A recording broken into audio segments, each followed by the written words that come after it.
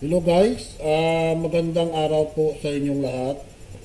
Ngayon po ang pag-aaralan naman natin ay tungkol naman sa liquid crystal display. No? Liquid crystal display for Arduino. Okay, so mga ka-Arduino dyan, this is for basic programming for beginners. No? So, ano ba yung LCD? So, ang LCD po natin, yung tinatawag natin liquid crystal display. Mayroon itong display na 16 by 2 characters. Ibig sabihin, 16 columns, no, by 2 rows ang dinidisplay nito. Okay? So, kung titingnan mo itong maigi, hindi masyado makita. Kung titingnan mo itong maigi, pag nagtrabaho na siya, may makikita kang maliliit na rectangle sa loob. At bawat isang karakter ay dyan sa screen lumalabas as a pixel, no? Para maging karakter. Okay, so bawat isang rectangle nito, tinatawag natin grid, no? Ay mayroong 5 by 8 pixel. Okay? Tapos, ang sa likod nito, ito yung I2C niya. Ano bang ibig sabihin ng I2C? Ang ibig sabihin ng I2C, ito po yung Inter-Integrated Circuit. Para saan po ito? Para sa Serial Communication Bus natin. Okay? Para sa Serial Communication. Ano nga? Ulit? I2C, Inter-Integrated Circuit. Yan po ang I2C. Ginawa po ito, na-develop ito noong 1982. Yun ang sabi nila. 1982. Pero totoo yun, 1982. Okay, ngayon, mayroon tayong parts ng tinatawag natin I2C. Okay? So, ano-ano mga parts ng I2C natin? Okay. So, ito yung tinatawag natin parts dito sa, ito yung IC, makikita natin. Ito yung tinatawag na heart niya. Heart of the adapter, sabi niya.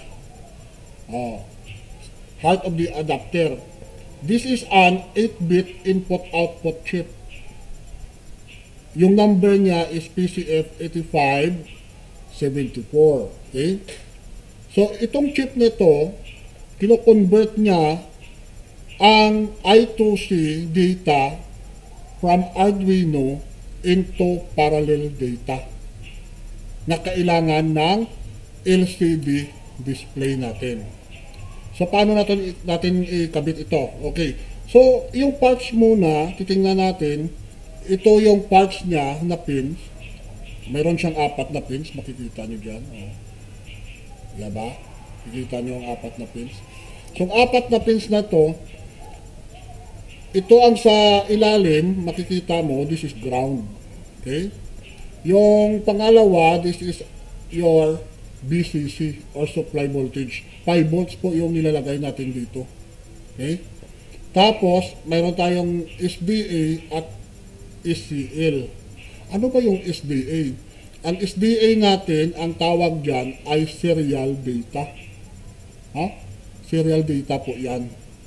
At saka yung ECL, serial clock naman ang tawag natin. So, paano natin ito paganahin? So, ito yung trimmer na makikita nyo, color blue. This is your trimmer. This is for your contrast adjustment. Pag hindi nyo makita at masyadong maliwanag yung LCD, ito po yung ina-adjust natin para yung karakter makikita ninyo. Okay, so ito na ngayon. Maglalagay na tayo ng connection sa ating LCD. Pero bago yan ng lahat, ang kailangan natin ay mayroon tayong Arduino Uno. Ito pala yung isa. Yon, Arduino Uno. Okay? Pagkatapos, kailangan din natin sa Arduino Uno, mayroon tayong dapat na male and female na jumper. So, yan po yung kailangan natin. Okay? So, sige na. Ito try na natin, i-connect natin, at saka i-program natin sa Arduino. sa Arduino IDE. So doon na tayo sa sketch niya mag-coding. Okay. So ito na. Ito na ngayon guys. Okay, i-connect na natin. So, paano natin i-connect? So, syempre, kanina, ang sabi ko kanina sa inyo, ito po yung ground niya, ito yung BCC pins niya, ito yung SDA pins niya, at ito yung pang-apat, yung ACL pins niya. So, alam na natin yung SDA at saka ACL. Diba yung SDA is serial data, yung ACL is serial clock. So, diba? Ngayon, lalagyan natin ito ng natawag nating female jumpers. No? Ang sa dulo nito ay male jumpers. Ito naman ang pupunta sa ating Arduino. Ito naman sa LCD. Okay, now, ikakabit natin ang color brown as a ground. Dito po. Bakit ground? Ito po yung negative. Okay. Okay. Tapos, so tandaan nyo yung color. So gumamit ako ng 4 na color. Brown, tapos red, tapos orange, at saka yellow. Okay. Yung red naman, ito po yung para sa BCC natin or supply voltage natin na 5 volts. Ayan. Ayan. Okay. Pangalawa. Ay. Ito pala. Ayan. Dalawa na. Tapos, yung SDA or serial data, orange ang ilalagay natin. Okay. Okay. So, ayan na. Tapos, yung sa clock, yung serial clock ay yellow naman. Okay. Okay na. Ayan na. Ayos na natin. Ngayon, ikakabit naman natin ito sa Arduino. Saan banda ng Arduino natin ikakabit ito? Okay, andyan na siya. Ito naman, ikakabit naman natin dito sa Arduino sa kanyang analog pins. Okay? Pagkatapos, dito sa extension power niya. So, siyempre, unahin natin yung extension power. Okay? Ito na po. Dapat tandaan natin kanina kung ano mga wire yung mga ginamit natin. Okay? So, ayan po. Hindi masyado makita ng camera. Ayan. Sabi natin, ito yung brown ay sa ground. Ito yung red sa BCC. Ito yung orange sa SDA. Ang yellow sa clock. Okay. So, ilalagay natin dito sa Arduino. Ito yung Arduino natin.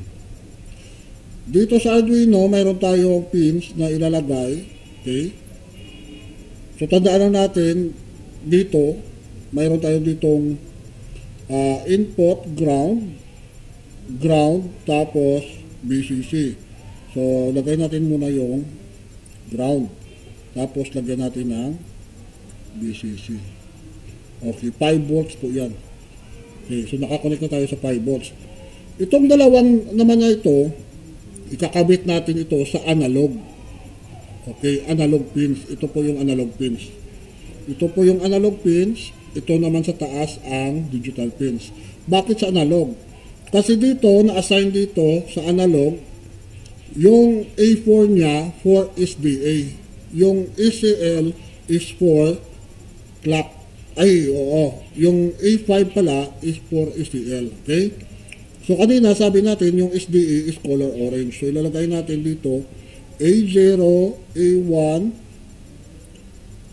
A2, A3, A4. Okay, A4. Ayan po. Pagkatapos, yung yellow na clock ay sa pin number A5. Okay? So, ayan na po. Kompleto na natin. Titingnan natin kung mag-iilaw to yung LCD. So, kailangan pala natin dito ng... Okay, so, ito po yung USB cable natin. Para na sa...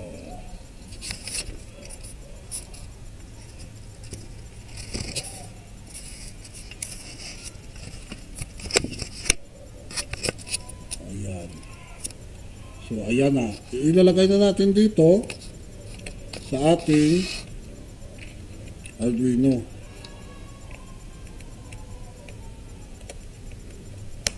Ayan. Nakita nyo umilaw yung Arduino pero wala siyang ay yung ano, yung LCD nakita nyo pero wala siyang display. Bakit wala siyang display? Kasi wala pa siyang sketch or code. No? Hindi pa tayo naka-upload. So, ito na, mag-upload tayo ngayon ng ating code. Okay? So, ito na. So, ito na ngayon guys, mag-coding na tayo. Ito po yung sketch natin. So, mamaya isi-save natin kung ano yung pangalan ng sketch natin. Okay? So, meron tayong standard dito na void setup at saka void loop sa new sketch na ginawa natin. So, simple lang, mag-file, new, yun, yung lumabas. So, i-delete ko ito yung isa. Okay, so ito na kayo ng lumabas na sketch. So, i-clear lang natin.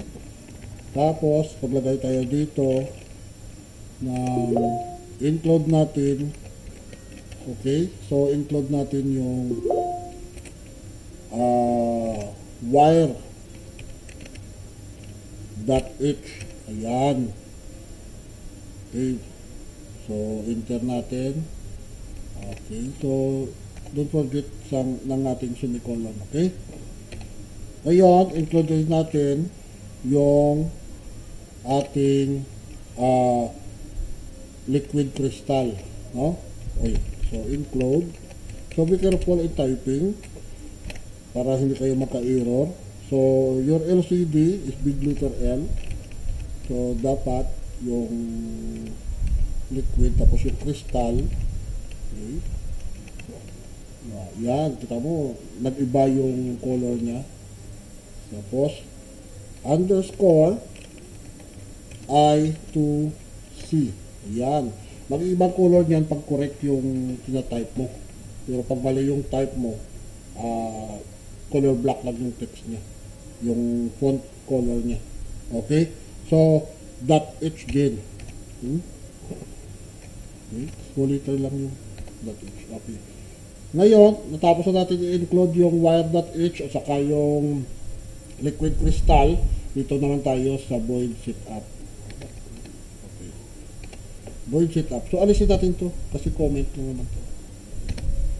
So, lagay tayo dito ng lcd.init.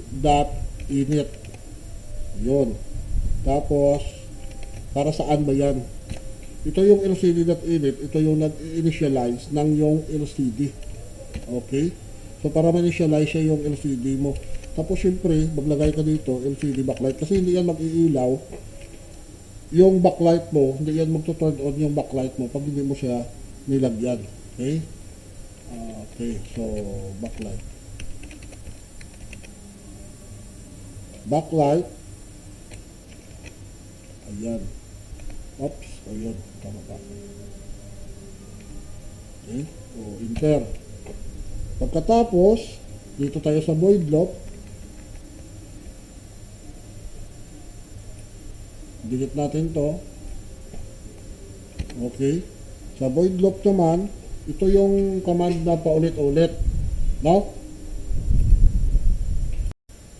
Paulit-ulit, parang kilala mo na paulit-ulit kasi naglo-looping siya. Kung anong nilagay mo dyan, yan ang uulit-ulitin niya na magdi-display sa ating screen. Okay. So, lagyan natin ito ng LCD set cursor. Ayan po, kita nyo lang umiba yung ano niya kasi correct yung nilagay natin command. Okay, so ito naman po yung una niyang looping sa column 1 as a row number 1. Ayan po, then start from column 0. Ayan, row number 1, column 0. Tama ba? Tama siguro. Tingnan na natin mamaya anong kalalabasan. Then, LCD, turuan natin kung paano mag-print. Okay, hindi siya kasi marunong mag-print eh. Di ba? So, ano i-print niya? So, i-print niya yan kung anong gusto natin i-print sa kanyang row 1, column 0. Okay, so, ang gagawin natin, siyempre, lagyan natin siya ng ng quotation, ha? May quotation mark tayo. So, kasi ano yan, para sa text. Okay? So, lagyan natin dito, thank you. Kunwari, okay? Thank you. Oops. Thank you. Thank you. Okay. Yan. Tapos, lagyan natin ito ng delayed. Ha? Siyempre, kasi isang loop yun pa lang yan eh. Isang ano yan pa lang display yan lang eh. So, lagyan natin ng delay na 3 seconds. So, yung 3 seconds, alam na natin, yung 1 seconds is 1,000. So, yung 3 seconds, it will become 3,000. Okay? So, 3 seconds yung delay niya. Okay. Now, pagkatapos niya na mag-delay ng 3 seconds, so, i-clear natin yung LCD. Ayan po. LCD clear. Huwag natin kalimutan. Dito, may error tayo. Huwag natin kalimutan. Okay. Okay, next. So, sa next na display niya, siyempre, lagay ka ulit ng LCD.setCursor. Pangalawang display niya to ha. Okay, dito yung C. Okay. Ayan po. Set cursor. Tapos, lagyan natin ito number 2 column. Number 2 column. Ay, number 2 row pala. Row number 2, column 0. Yan. So, para ma-identify nyo. So, LCD, ganun pa rin. Ulit-ulit lang yan. Print. LCD print. Turuan sa natin. Tapos, for subscribe. Okay. Kunwari lang yun ha. Pero kung gusto nyo mag-subscribe, okay rin. No problem. Okay. So, yung pangalawa, maglulop siya kasi mawawala yan. Pagkatapos niya mawala, lalabas naman yung isa. Ano lang lalabas naman dito? So, LCD.print. Ay, no. Set cursor pala. Cursor. Bakit small dito? Cursor. Ayan. Yan. Nahuli mo rin. Okay. 2 to 1. Ayan. So, pangalawa na yan. No? Okay. Pangalawa na yan. Tapos, lagyan siya dito natin ng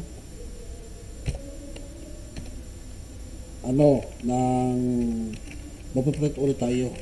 Ano ba ipaprint natin? Ito lang. Testing lang. Okay. Correct me if I'm wrong, ha? Kasi hindi naman tayo perfecto. Okay? So, testing lang. And then, syempre, lagyan natin delay na ganun din ang delay niya, 3,000 din. Para hindi masyadong mag-grapple yung screen natin. Baka mabulol yung screen sa pag-display pag masyadong mabilis. So, 3 seconds lang yung ilalagay natin. Okay? Tapos, lagyan natin, syempre, i-clear natin yung LCD. Okay? Dapat i-clear natin. Okay. So, try natin. Okay? Try natin i-verify kung saan yung error. Okay. So, LCD. Override natin to LCD. LCD 3. Okay. Compiling speech. Okay, so ang may error tayo, sabi niya wire.h has no such file or directory. So, ibig sabihin, baka hindi naka-install ito sa library, yung wire. No? So, paano natin i-install? So, kung i-install natin, dito na tayo sa Sketch, tapos include libraries, tapos manage libraries. Okay? Okay. So, hintayin natin, lalabas yan yung library niya kasi through internet yan eh. Pag wala kang internet, hindi yan lalabas. Okay. So, andyan na po ng download na siya ng libraries. Hanapin lang natin yung wire dito. Kung may wire tayo naka-install. So, I think naka-install na tayo yung mga wire. Titignan lang natin kung may error tayo. Okay? Okay. Ay, so, ito pala yung wire. Yung wire natin pala may error. Kasi dapat ito, nagiging orange yung ano niya, yung font niya. So ito ay big letter. Ayan. So kaya be careful sa pagta-type para makita nyo kung may error o wala. Kasi sensitive sa ano, sa lower and uppercase yung ating C++. Okay? So para hindi kayo makagulo yung utak nyo, be sure na yung tina-type nyo tama. Para na hindi na kayo mag-troubleshoot sa mga sketch ninyo. Okay, so let us verify ulit. Okay, so mayroon pa rin siya. Compilation terminated, exit status missing terminating character. So ano yung sinasabi niyang terminating character? So wala tayo. Okay, so ito si backlight, no? Si backlight pala, small letter B yan. Ayan po. So, verify ulit natin. Okay, missing ulit. Hanapin natin dito. Ay, ito. Ito, wala siyang. Ayan. Ito, ganun din. No? Marami akong error. Ayan po.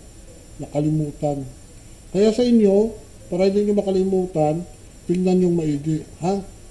Kasi, tingnan nyo, yung naka-display niya lang na may error is liquid to crystal. Pero yung error pala nasa ibaba. So, dapat mapamatya kayo. Matang lawin. Mapamatyan. Okay, matang lawin. Ay, mutang lawin. Ayan. So, ulit natin. Verify ulit natin.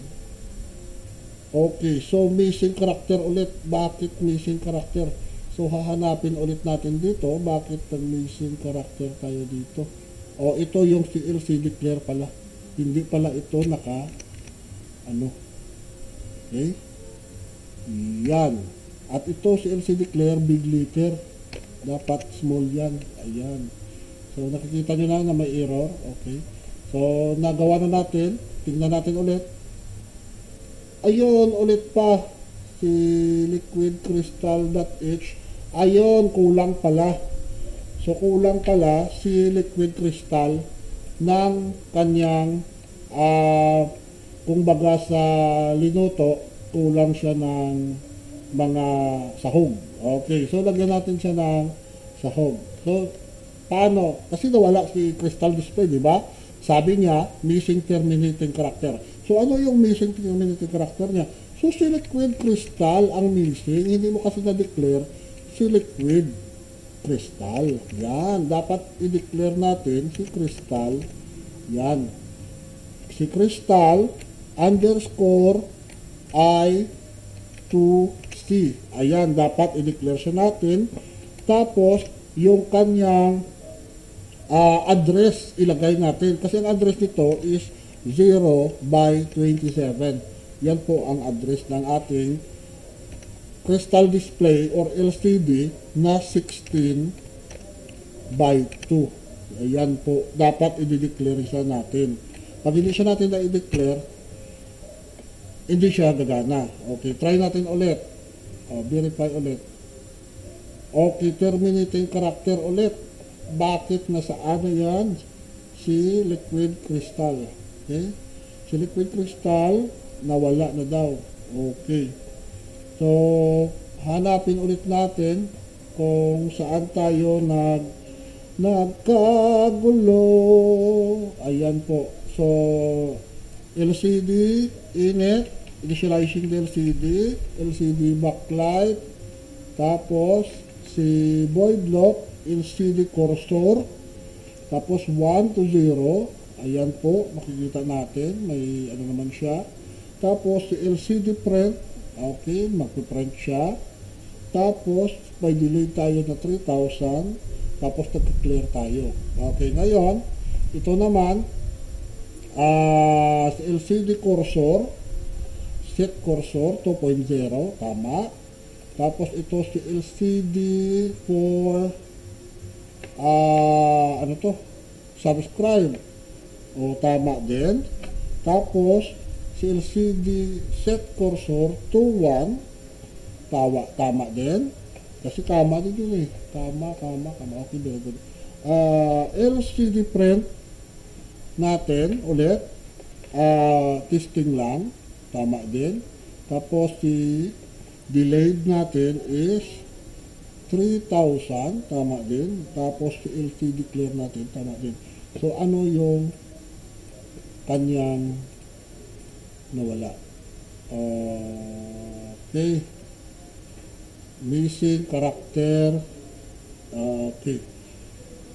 Ay, ito pala. Ito pala. Nakakita nyo? Ayan, nakita nyo yung error. Ito yung ginawa ko. Ay, nano. Ito pala yung error. So, palitan natin. Ayan. So, dapat mapamatyan kayo. Makikita nyo kung ano ang error. Okay? So, let's try to upload kasi nakita na natin eh. Yeah, tingnan natin. Verify. Ayun. Ito pa. Nakikita nyo si testing lang. Kasi si testing lang, wala pa lang. Ayan. Ay, sus. Okay, ito yun ang kulang ni testing. Ulit. Verify natin. Ang daming error. Ang daming error. Bakit si Liquid Crystal nag-error? LCD I2C. Ito na naman siya. Expected file before. Okay. So, LCD Crystal, big liter si Crystal I2C. Okay. Okay. Kaya pala, hindi ko pala sinabi na ano, sabi ko kanina si LCD, tapos hindi ko naman dineclare si LCD. Iyan pala. Yan.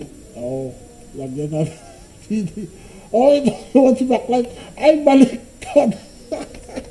Ay, nako, ano ba yan? LCD. Ay, tama naman LCD, di ba? Ay, big liter pala ito si LCD. LCD, ayan. Nakita niyo ang daming error natin. Kaya dapat, yung include, ayan, nahanap niya si include. Ayan na, done compiling. Kasi nakita niyo na. Uy, very good na. Okay, so ngayon, dahil sa na-verify na natin, try natin itong i-upload. Okay. Upload natin. Ito yung upload. Yan. Sana all. Ayan.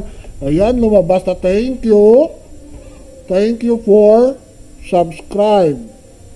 Thank you for subscribe. Testing lang. Ayan, very good. So, sana may natutunan kayo sa mga errors at saka sa mga pinagagawa natin dito. Sana maging mapamatsyag kayo sa mga tinatype ninyo kung mayroong mali at saka basahin ninyo yung mga error sa ilalim. Kasi dinidisplay dyan lang naman kung anong error. Tapos kayo na yung bahala maghanap at saka i-change. So always be careful sa pag-coding natin. Yan po ang dapat ninyong matutunan. So hanggang sa muli, ito po si Sir Pags. Hahay! Mabuhay! Hahay! Please subscribe kung gusto nyo. Okay. Thank you very much. And magandang araw po sa inyo lahat.